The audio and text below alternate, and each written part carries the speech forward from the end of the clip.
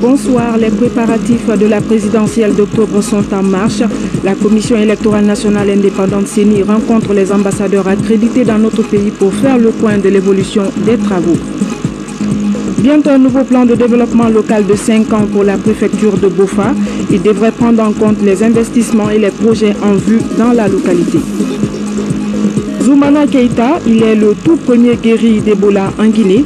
Il avait contracté la maladie à travers son fils. Zoumana Keïta a perdu 10 membres de sa famille. Notre reporter Komara Moussa l'a rencontré. Bonsoir. Les 3 pays les plus touchés par Ebola, à savoir la Guinée, le Libéria et la Sierra Leone, demandent à Washington un plan Marshall qui s'élève à 8 milliards de dollars américains pour relancer leurs économies et éradiquer la maladie. Déjà, la Banque mondiale entend mettre à la disposition de ces pays une enveloppe de 650 millions de dollars. Les précisions avec Sanassi Keita, envoyé spécial à Washington. Au centre de ce rendez-vous de Washington, la mise en place d'un nouveau plan de financement par le groupe de la Banque mondiale pour aider la Guinée, le Libéria et la Sierra Leone à se remettre de la crise d'Ebola. Une occasion mise à profit par Ellen Johnson-Sirleaf, porte-parole de ces 3 pays, pour décliner leurs besoins en 2 étapes importantes. Un appui pour la construction des infrastructures sanitaires et une aide budgétaire conséquente pour la relance des économies des 3 pays victimes de l'épidémie. Le groupe de la Banque mondiale s'est donc engagé à fournir une enveloppe supplémentaire d'au moins 650 millions de dollars. Je dois d'abord remercier le président de la Banque mondiale pour avoir organisé cette rencontre avec le secrétaire général des Nations Unies.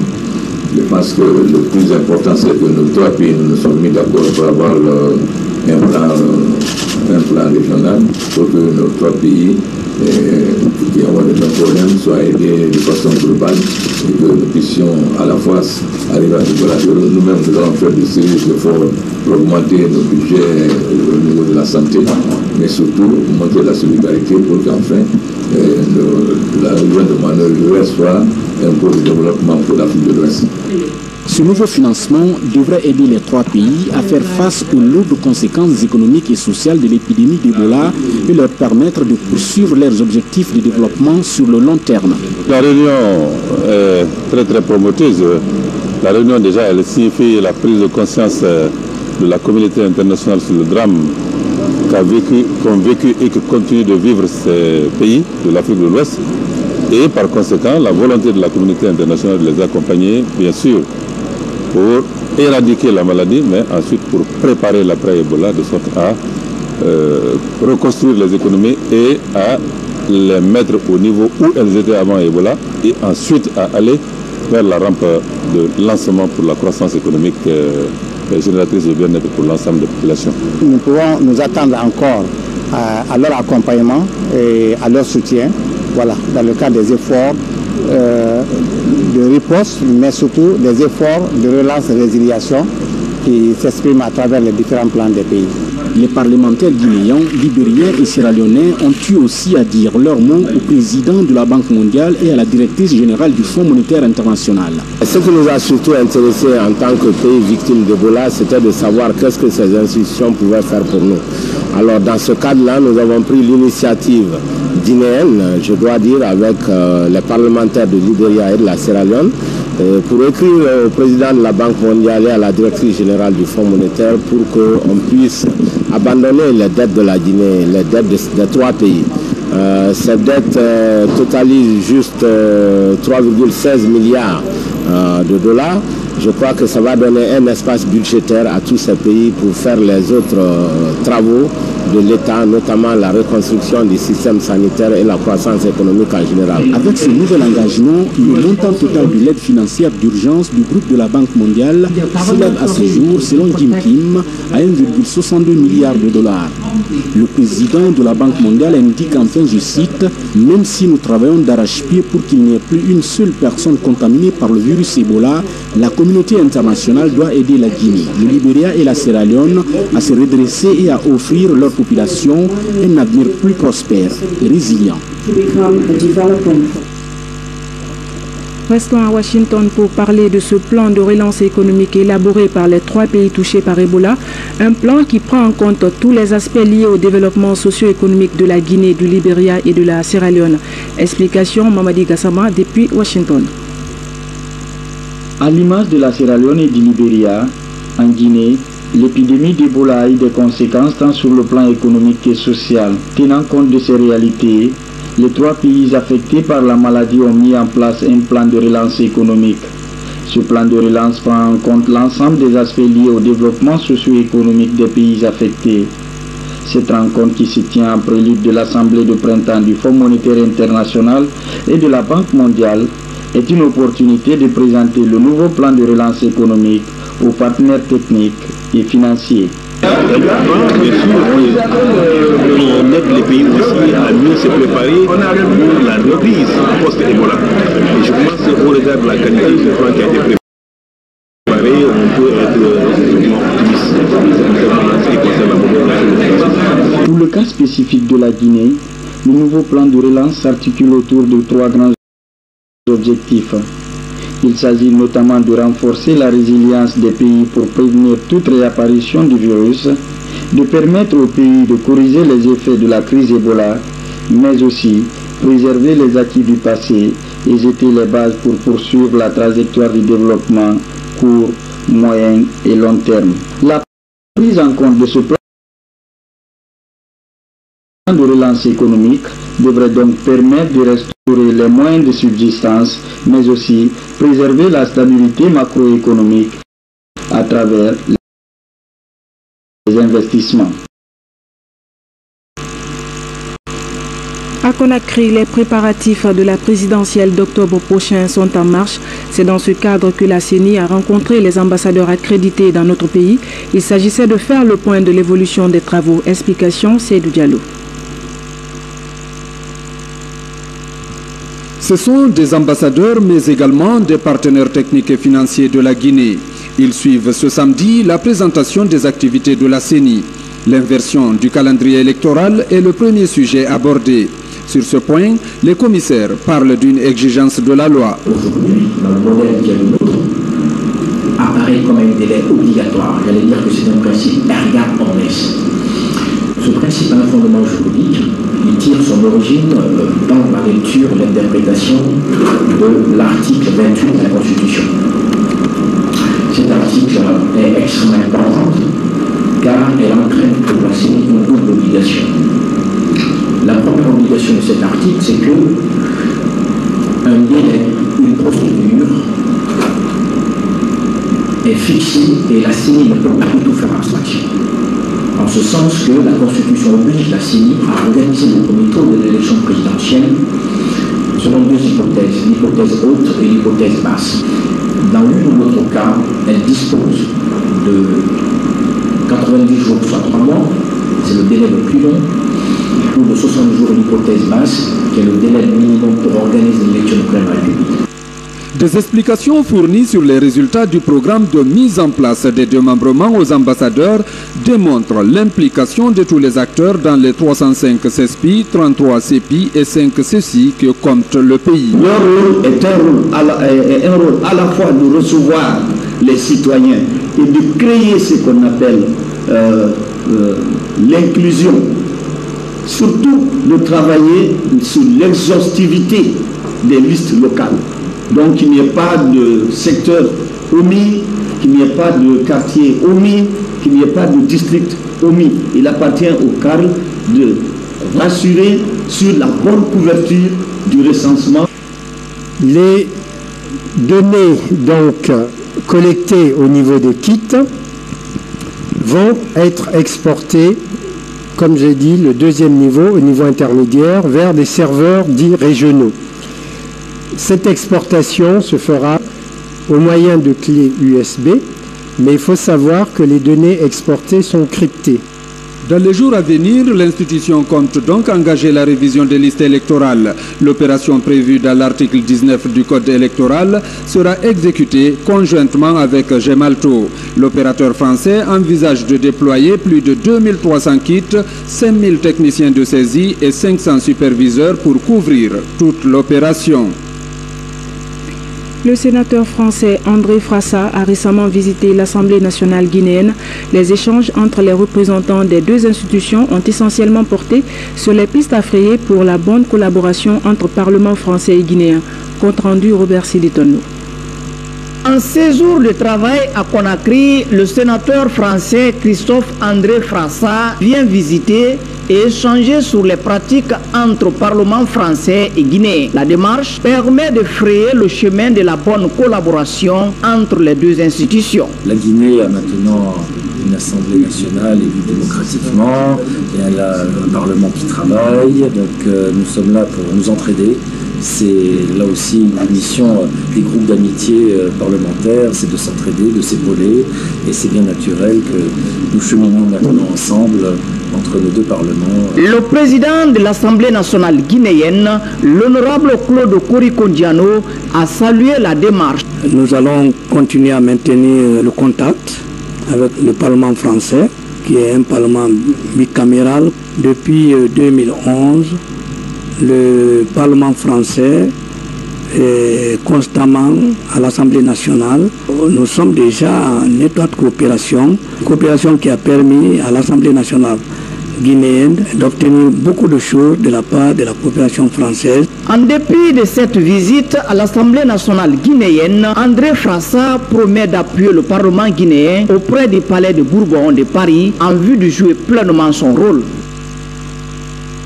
Vers l'unification du fichier de gestion administrative et du fichier solde du budget, des informaticiens chargés d'harmoniser les données sont en formation. Plus de 150 agents de la fonction publique et du budget sont concernés. Le point avec Baba Kouyaté. Depuis plusieurs années, le ministère de la fonction publique rencontre des difficultés dans la gestion de l'état de salaire des fonctionnaires. Une réalité qui s'explique par le manque d'interconnexion entre le fichier de gestion administrative de la fonction publique et le fichier solde du ministère délégué au budget. D'où cette formation des techniciens des deux directions en outils informatiques pour une meilleure harmonisation des données. Et notre formation entre dans ce cadre pour que chacun de ce personnel puisse avoir la main pour pouvoir travailler correctement, pour qu'il n'y ait plus un transfert sur clé du fichier de la fonction publique vers celui du budget, mais que les deux services soient interconnectés et que le travail se fasse en ligne. Si on veut avoir l'unicité, il faut avoir un fichier unique. Et cette formation d'aujourd'hui prépare ceux qui feront cette unicité, ceux qui auront l'œil sur les effectifs de l'administration guinéenne, d'une part, et ceux qui géreront les finances venant du gouvernement guinéen, d'autre part. Parce que dans l'administration, il faut la formule d'équation, un fonctionnaire, un salaire. Cette uniformisation des données du fichier solde des fonctionnaires est une étape importante avant la publication des résultats définitifs issus du recensement biométrique des agents de l'État. L'opération s'inscrit dans le cadre de la mise en œuvre du programme de réforme de l'État et de la modernisation de l'administration. Il y aura l'harmonisation des deux fichiers, ensuite l'intégration des données et une forte sécurisation de ces fichiers, avec un système de sauvegarde très développé. Donc nous estimons que après cette formation, la gestion des fichiers aura connu une grande performance en termes de fiabilité des données. Pendant 2 mois, 150 cadres informaticiens de la fonction publique et du budget vont être outillés sur la gestion sécurisée des salaires des fonctionnaires et contractuels de l'administration publique. L'Association des journalistes pour le développement durable a procédé ce week-end au lancement de ses activités à la Maison de la Presse. Plusieurs points ont été détaillés sur le développement durable, l'équité sociale et la protection de l'environnement. C'était en présence de quelques membres du gouvernement. Compte rendu, Mohamed Kourouma. Comment amener les journalistes à s'investir sur les questions liées au développement durable en Guinée? Voilà l'objectif de cette conférence de presse au cours de laquelle l'Association des journalistes pour le développement durable a procédé au lancement de ses activités. Dans son discours, le président de l'AJDD a fait état aux questions liées à l'équité sociale, à la qualité environnementale et à la diversité culturelle. Nous sommes une association de journalistes conscients des problèmes qui existent dans le pays. Nous interpellons les journalistes à s'intéresser à des questions d'environnement, à des questions de changement climatique, à des questions de citoyenneté. Nous sommes conscients qu'il faudrait du chemin et nous mettons à notre disposition un plan d'action cohérent, élaboré, qui concourt dans ce sens, qui va formation des journalistes à la sensibilisation en passant par le plaidoyer et l'organisation événementielle. Présents à la cérémonie, les membres du gouvernement ont réitéré leur engagement à soutenir l'association dans l'atteinte de son objectif. Il y a des choses aussi extrêmement importantes dans la société, telles que le développement durable. Nos journalistes doivent s'intéresser à cela parce que la population a besoin de savoir ce qu'on peut faire pour elle, pour la survie de notre société et de notre nation. Nous sommes très fiers de voir ces choses ici dans cette salle, de refléter le miroir de la société guinéenne, de parler des choses aussi importantes de cette population. Je voudrais vous exprimer toute ma disponibilité et celle de mon département à vous accompagner pour la réussite de votre mission que je trouve difficile mais exaltante. Vous encourager et vous inviter à la persévérance dans un esprit d'échange inclusif, de transparence et de cohésion pour la réussite et le bonheur de l'association des journalistes et développement durable. L'AJDD est une association à but non lucratif et elle compte élargir très prochainement ses activités sur toute l'étendue du territoire. Une blague pour sauver des vies. La préfecture de Bofa veut se doter d'un nouveau plan de développement local pour 5 ans. Il devrait prendre en compte les investissements et les projets en vue dans la localité. Le but est d'améliorer les conditions de vie des populations. Le projet est piloté par la coopération française à travers la Charente-Maritime. Reportage Tchernos Mandialo.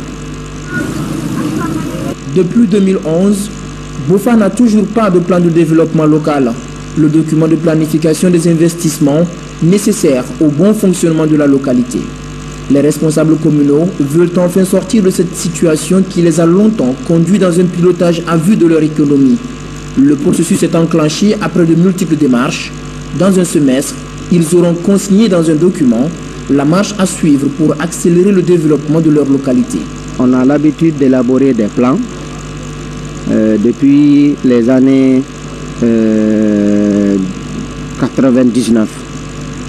Il y a eu des approches qui ont été harmonisées.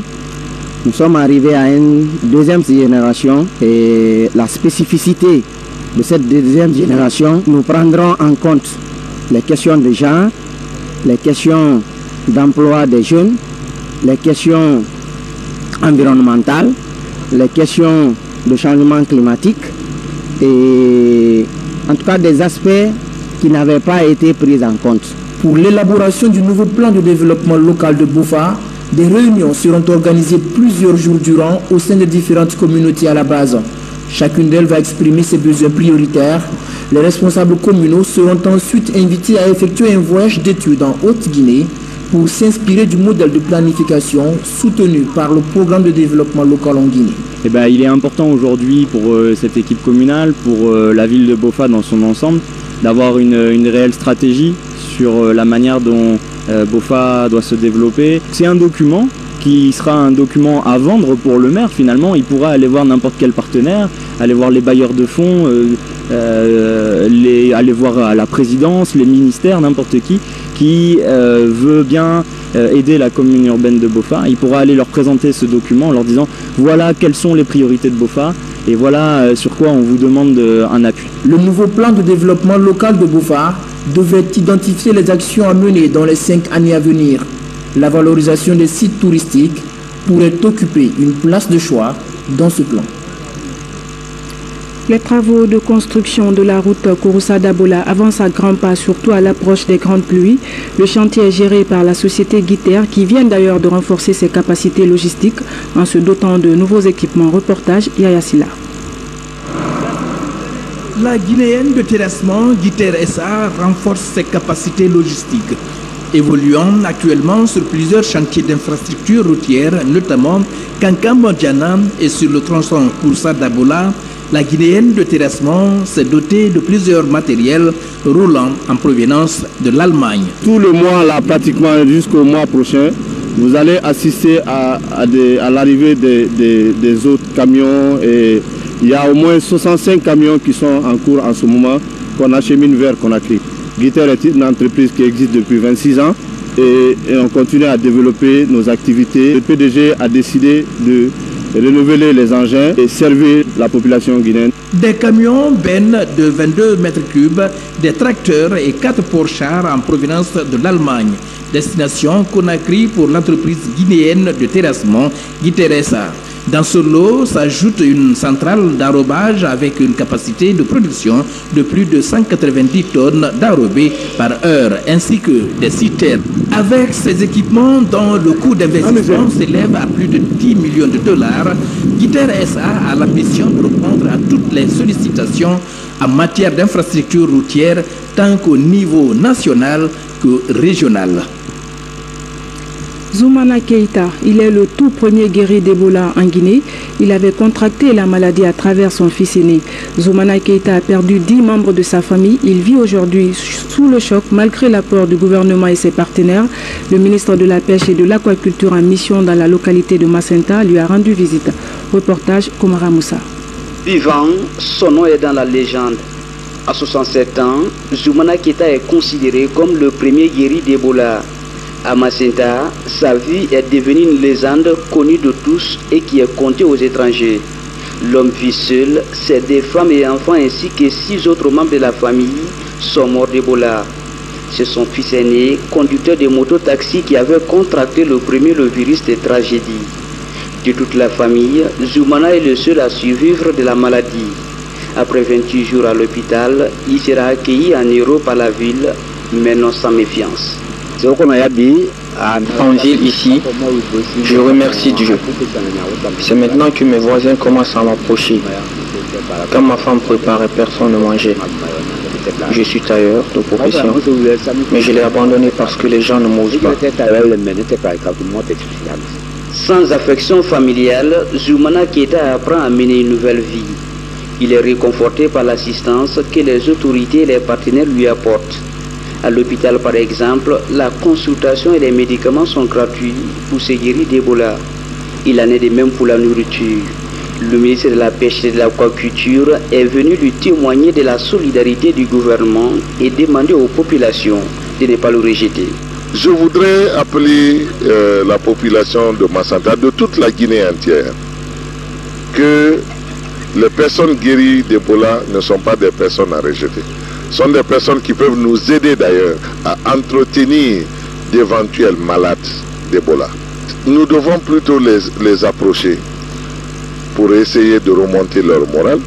Dans la préfecture de Macenta, 718 cas d'Ebola ont été confirmés, dont 508 décès. Comme Zoumana, 188 personnes sont sorties guéries d'Ebola dans les centres de traitement. Depuis le 23 février dernier, aucun cas n'est signalé ici. Mais la préfecture reste sur ses gardes. Le centre de traitement est actuellement vide depuis maintenant plus de 2 mois. Et notre activité est actuellement orientée vers la surveillance, le renforcement de la surveillance épidémiologique. Et donc la sensibilisation de la population et surtout la relance du système de santé, parce que le système de santé a été fortement éprouvé par cette épidémie. Il y a eu une crise de confiance entre la population et les services de santé. L'utilisation des services de la fréquentation a fortement baissé. Il s'agit de redonner confiance à la population. Après le changement de comportement, le virus a disparu, mais les séquelles et les traumatismes causés resteront longtemps. Avant de refermer cette édition, je reçois sur ce plateau le ministre des Droits de l'Homme et des Libertés publiques, M. Khalifa Gassama Diaby. Bonsoir, Monsieur le ministre. Bonsoir. Merci à vous d'avoir répondu à notre invitation. Monsieur le ministre, sous quel prisme les droits de l'homme en Guinée sont-ils perçus à Genève? Je rappelle que vous rentrez d'une mission à Genève qui a réuni une dizaine de pays dans ce pays. Écoutez, je vous remercie. La réunion de Genève implique notre pays parce que, je le rappelle à nos concitoyens, que nous avons aussi des engagements vis-à-vis de la communauté internationale. Nous avons été à Genève pour présenter la situation des droits de l'homme dans notre pays, expliquer quels sont nos défis, les enjeux liés aux questions des droits de l'homme. Nos partenaires et les pays amis comprennent les complexités de la situation, mais aussi nous rappellent à notre devoir pour faire face à tous ces enjeux parce que, tout le monde le sait, nous avons des réels problèmes de droits de l'homme dans notre pays pour des raisons culturelles, des raisons politiques, mais aussi des raisons sociologiques. Il faut affronter ces défis avec beaucoup de détermination. Pour revenir en arrière, Monsieur le ministre, quelle appréciation personnelle faites-vous de la situation des droits de l'homme en Guinée? Je le disais tout à l'heure, je crois que c'est un défi considérable. Nous avons un pays qui n'a pas d'expérience historique en matière de droits de l'homme. Nous avons une situation sociologique, culturelle et politique qui ne favorise pas des politiques pérennes en matière de droits de l'homme, soit en matière d'éducation, de formation, mais aussi de lutte contre l'impunité. Il faut que nos compatriotes soient conscients du fait qu'on ne peut pas prétendre à une société de justice et de liberté si l'ensemble de la société n'intègre pas l'idée qu'il faille travailler pour instaurer les droits de l'homme dans notre pays. Ensemble, ensemble. Comment se présente le tableau de la situation sociopolitique en Guinée? Il y a un déficit de dialogue, il y a un déficit de compréhension, il y a aussi un déficit de responsabilité. C'est-à-dire, je crois qu'il faut que nous comprenions dans notre pays que c'est la force de la vérité qui doit être l'argument des différents acteurs. Nous devons renoncer à la violence parce que la violence, quelle que soit la forme par laquelle elle est exprimée, est l'expression d'un échec pour notre pays. Et elle entraîne toujours des conséquences. Des conséquences humaines considérables, des conséquences politiques. Nous devons, tous les acteurs, être conscients du fait que, en mettant ce pays dans une impasse, en usant de la violence, quels que soient les auteurs de ces violences, nous continuons à accentuer la déchirure sociale dans ce pays. Et il faut que les différents acteurs soient responsables et comprennent que pour construire la démocratie, nous avons besoin et de détermination, de patience, mais sans indifférence aux violations des droits de l'homme qui peuvent être commises ici et là. Monsieur le ministre, à 48 heures de lundi, quel message avez-vous à lancer à la classe politique? Écoutez, en tant que ministre des droits de l'homme, je suis extrêmement préoccupé par la récurrence de la violence dans notre pays, par les propos belliqueux, haineux, exclusifs, discriminants, frustrants. Il faut que les responsables à tous les niveaux et les différents acteurs comprennent que l'ensemble de nos concitoyens attendent autre chose d'eux que de leur mener pieds et mains liés dans une impasse mortifère qui fait des victimes, qui endeuille les familles, qui les attriste et qui les chagrine. L'appel que je veux lancer, c'est de dire aux différents acteurs que nous avons la responsabilité politique, morale, d'éviter à ce pays un désordre qui pourrait être mortifère pour notre pays.